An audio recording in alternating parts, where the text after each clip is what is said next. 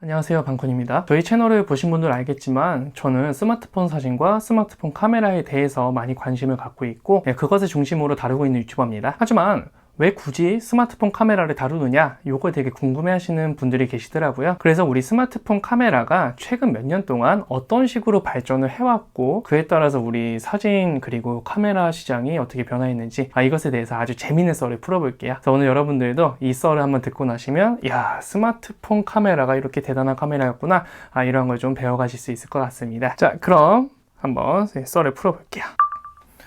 우선 2010년 기준을 한번 보겠습니다. 자, 2010년 기준으로 작년이죠. 2019년까지 전 세계에서 팔리는 이 카메라라는 기계 있죠.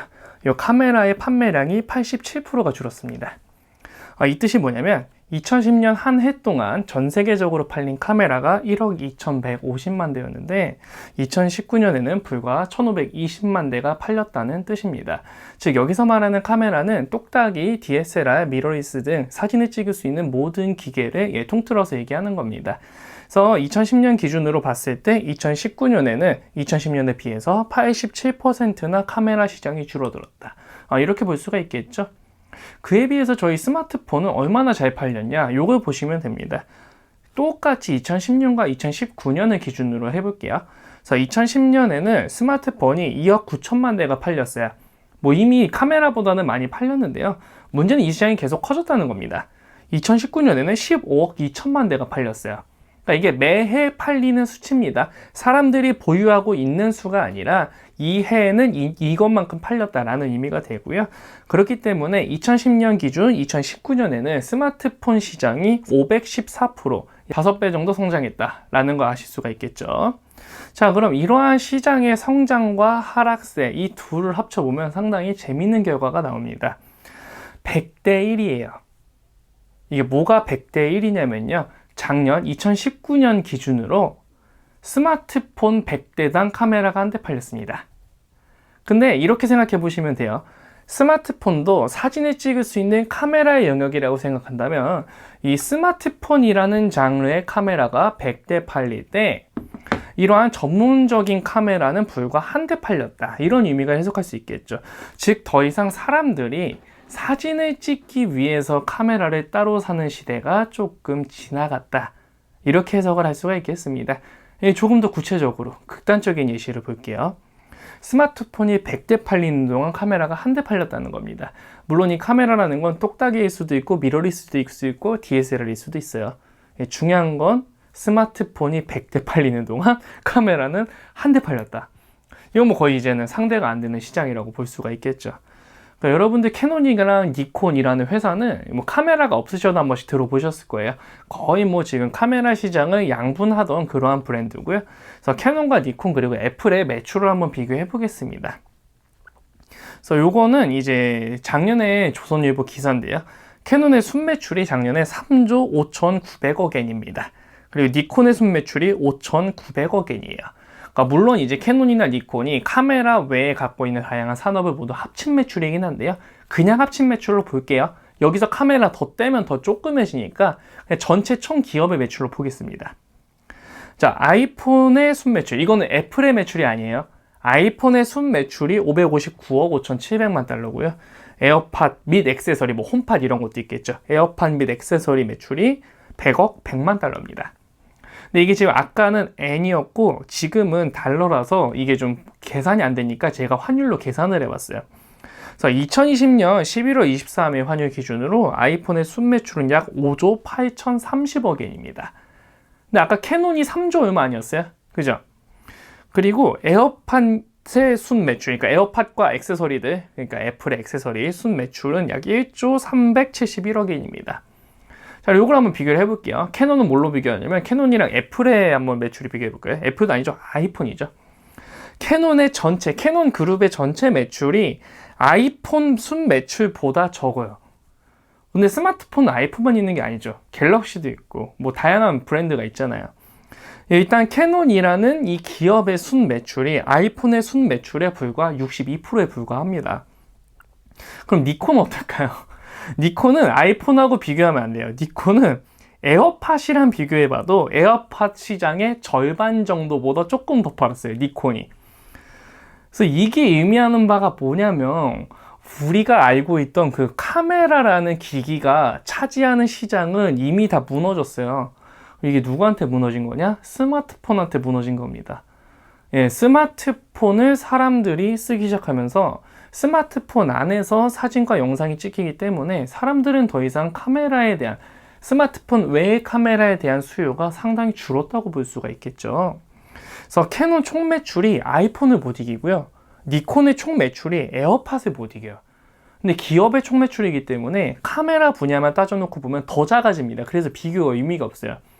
그래서 정리하면은 캐논과 니콘, 우리가 카메라를 생각하면 떠오르던 그 모든 기업들이 스마트폰 하나에 무너진 지 꽤 됐다는 겁니다. 그러니까 물론 단순히 시장의 규모만으로 카메라의 성능을 비교하자는 게 아니에요. 우리는 지금 인류 역사상 가장 많은 사람들이 사진과 영상을 찍고 있는 시대에 다다랐고요. 거기까지 도달하는데 카메라가 아니라 스마트폰이 큰 힘이 되었다는 겁니다. 그래서 어쩌다 이렇게 됐을까요? 그러니까 이건 이제 좀 다양한 이유가 있을 수 있어요. 단순히 뭐 카메라가 비싸고 스마트폰이 카메라보다 싸서 이런 개념으로 접근하는 게 아니고요. 사진이 갖고 있는 위상이 바뀌었다고 보시면 됩니다.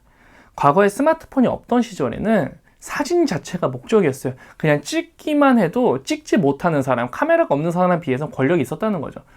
근데 요즘은 스마트폰만 있으면 사진과 영상을 기록할 수 있게 됐어요. 즉, 기록에 있어서 허들이 상당히 낮아졌기 때문에 사진이 목적이 될 수는 없는 세상이 되었어요. 그래서 이 사진과 영상을 갖고 우리가 무슨 일을 할 수 있을까? 즉, 사진이 목적이 아니라 도구가 되었습니다.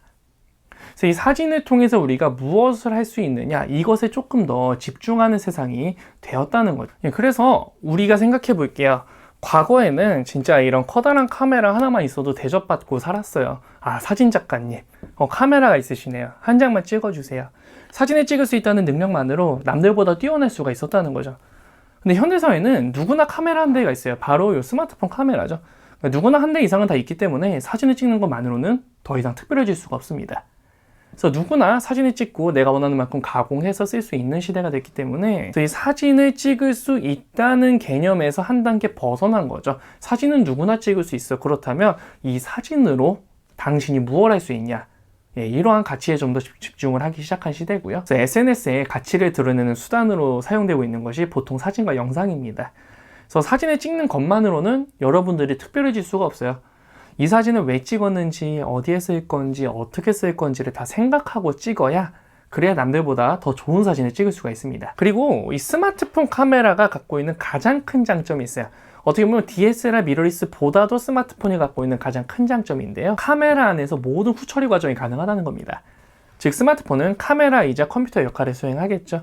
그렇기 때문에 사진부터 영상까지 촬영과 보정, 편집, 더 나아가서 네트워킹을 통해서 뭔가 SNS에 업로드까지 다 가능하기 때문에 PC나 노트북 없이도 저희가 오직 카메라 하나만 들고 다녀도 원하는 모든 표현을 원하는 모든 채널을 통해서 저희가 스프레딩 할 수 있게 되었다는 거죠.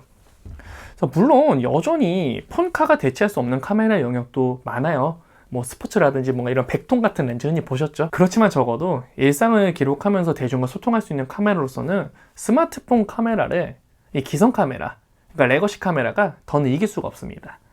그래서 제가 스마트폰 카메라에 집중하고 있는 거예요. 앞으로도 그럴 거고요. 제 양쪽에 지금 세워놓고 있는 카메라들, 솔직히 제 왼쪽에 있는 이 카메라 알아보시는 분들 알아보실 겁니다. 이게 이제 라이카고요.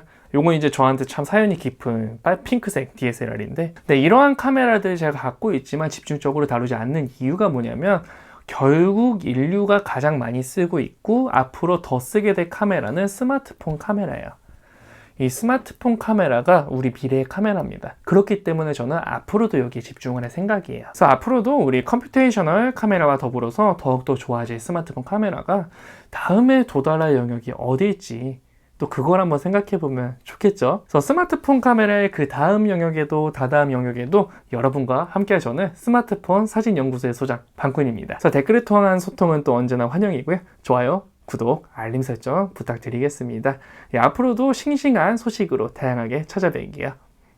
재밌으셨다면 감사합니다.